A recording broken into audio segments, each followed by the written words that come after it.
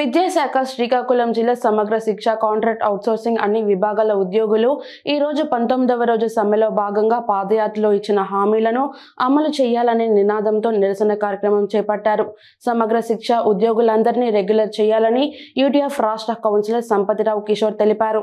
ఈ సందర్భంగా మాట్లాడుతూ రాష్ట్ర ప్రభుత్వం సమస్యల పరిష్కారంలో నిర్లక్ష్యం చేసి ఇబ్బందులకు గురి చేయడంతో ఉద్యోగులందరూ సమ్మెబాట చేపట్టారని పేర్కొన్నారు. ఎన్టీఎఫ్ జిల్లా అధ్యక్షులు సూరపాపారావు ఈ సందర్భంగా మాట్లాడుతూ పనికి సమాన వేతనం కల్పించాలని కోరారు. సమగ్ర శిక్ష ఉద్యోగులకు పనిభారం తగ్గించాలని పేర్కొన్నారు. న్యాయపరమైన డిమాండ్స్ అన్నీ నెరవేర్చాలని కోరారు. యూటీఎఫ్ కార్యవర్గ సభ్యులు మజ్జి మోహన్ రావు పాదయాత్రలో ఇచ్చిన హామీలను వెంటనే అమలు చేయాలని ప్రభుత్వాన్ని డిమాండ్ చేశారు. ఉద్యోగులందరికీ హెచ్ఆర్ పాలసీ అమలు చేయాలని డిమాండ్ చేశారు. సమగ్ర శిక్ష శ్రీకాకుళం జేఏసీ అధ్యక్షులు పైడి మురళీకృష్ణ మాట్లాడుతూ జీతాలు పెంపుదల జరగాలని, పెండింగ్ జీతాలు వెంటనే విడుదల చేయాలని డిమాండ్ చేశారు.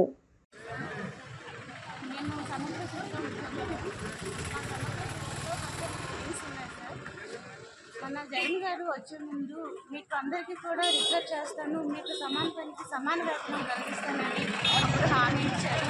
ఇప్పుడు 4.5 సంవత్సరాలు అయిపోయింది, కానీ మేము ఎక్కడున్నామన్నది కూడా మేము ఎన్నో విధాలుగా కూడా వేడుకోవడం జరిగింది. ఇంతవరకు కూడా మాకు ఎటువంటి స్పందన లేకపోవడం వల్ల ఈ సమ్మెకి రావడం జరిగింది. మా యొక్క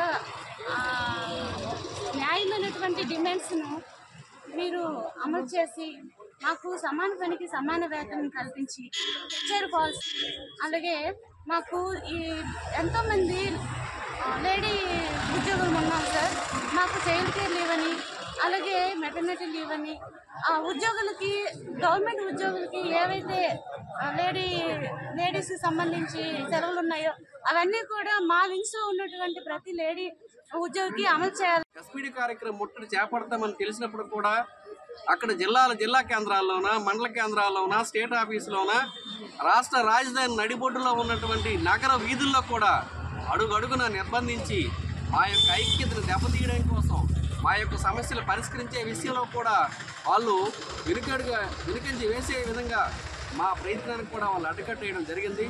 చివరికి న్యాయమే గెలిచిందన్న విధంగా మేమందరం సగం మందికి అరెస్ట్ చేసి రకరకాల కళ్యాణ మండపాల్లో వాళ్ళకి ఇచ్చినటువంటి విడిది గృహాల్లో మాకు నిర్బంధించినప్పుడు కూడా మిగిలినటువంటి ఉద్యోగులు అందరం కూడా మెరుపు వేగంతో ఎస్పీడీ ఆఫీసును ముట్టడించడం జరిగింది.